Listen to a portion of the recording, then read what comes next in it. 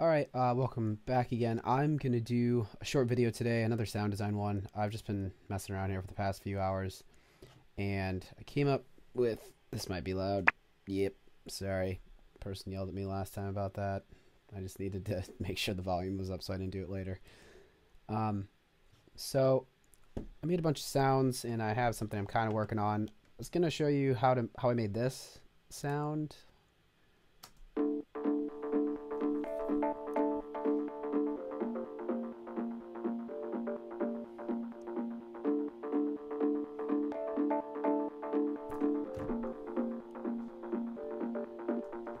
So I put this audio interface in the worst place possible.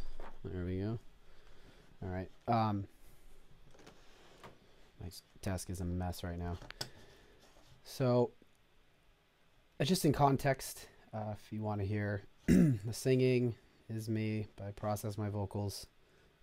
They're just like scratch. They even go out of time. But just to get an idea of where this is in placement and kind of the direction of where the song is going, this is it.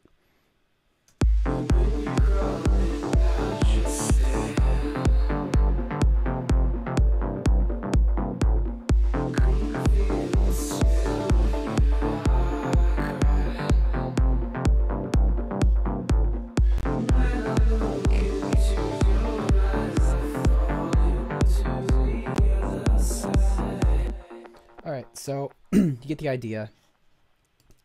Let me go through how I did this. I've been watching a lot of Deadmau5 stuff lately, like his videos online, and I've been like playing with a lot of things, trying to like get to an area of where he is with the way he kind of designs sound. I think it's interesting. He definitely, I think, has a different approach. I'm not really sure if this could be considered Deadmau5-like, but it's interesting. It's definitely more complex sound than your standard, stab or something. It's pretty interesting though how you make it. So I guess just to get started, let's take off all the effects really quick and take these off, and we'll get rid of the chord too, just so you can hear it by itself.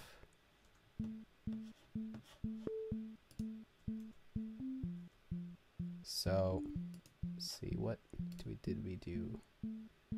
Okay, so it's very simple. I have, what do I have here? I have a square saw in the middle. I think it's like, that is default. I have additive 3 all the way to the left and all the way up, so can barely even hear that, but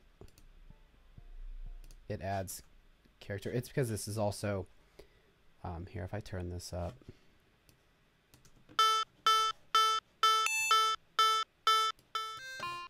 and then that makes more sense. This is the first one together, and the third is a polysaw 1.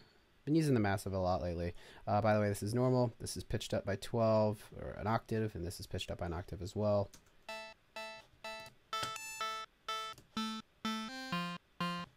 And I think that's a lot of stuff that Deadmau5 does. Like if you listen to his stuff, it's just right on. It's just dun dun dun, but it's all the effects he puts on that creates the atmosphere around it. And I added these accent notes later, and they actually helped a lot, especially with the delays. So if I add the chord on, let's see, I went up 5 semitones, 7 semitones, and an octave. So this is what the sound turns into.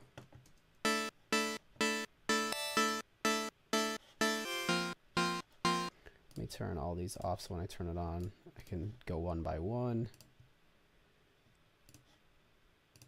So if we go now in here, basically, I'm not done in here yet though. I gotta show you the rest of this.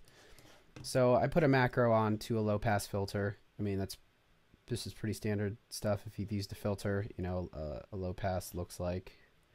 It's basically this. It's letting the lows pass and cutting the highs.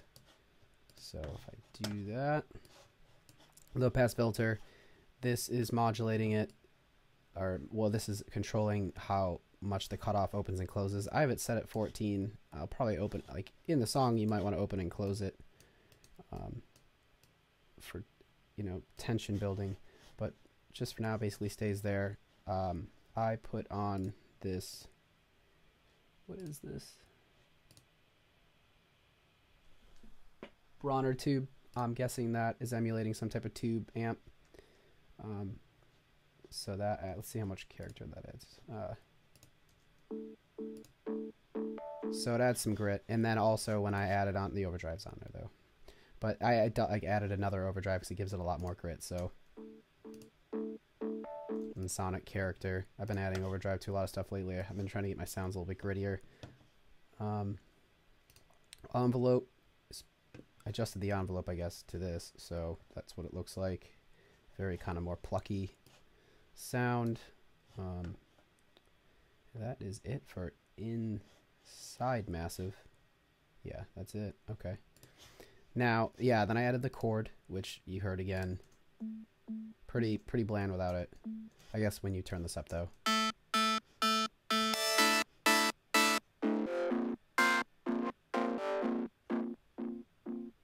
Now this is like what brings a lot of the interest to the sound, is this ping pong delay.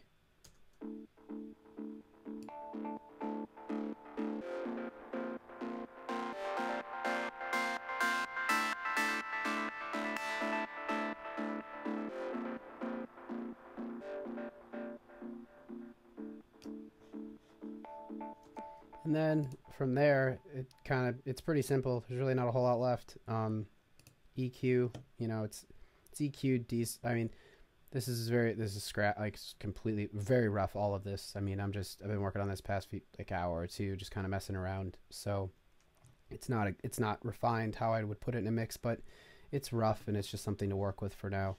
So a little bit of EQ on there. I cut the lows, and then I cut up around 375 hertz just to maybe clean it up, like the mud a little bit, because it was probably getting in the way of other things. Compression to kind of you know, even it out, because it was some parts of it were shooting out too much, and it's either, you know, with compression you're kind of lowering the dynamic range and making the signal more flat. So you know, the highs might be popping out too much, or it might get really loud. So I compress the you know, the parts that get loud to be a little bit lower, and then it fits in the mix better. I have stereo with Tool on it. Not sure if I'm going to keep it on there, but for now I just wanted it wide so I can fill in and kind of figure out the sound placement.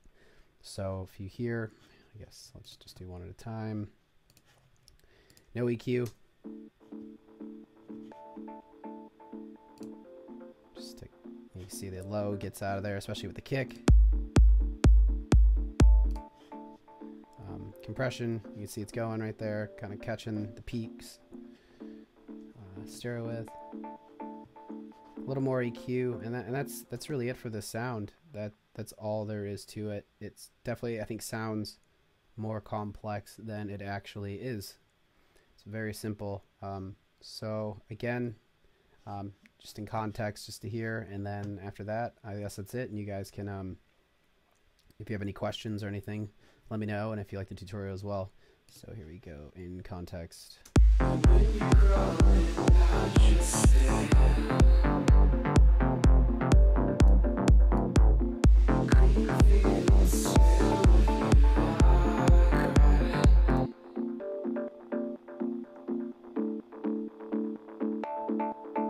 Alright, so hope you guys enjoyed this.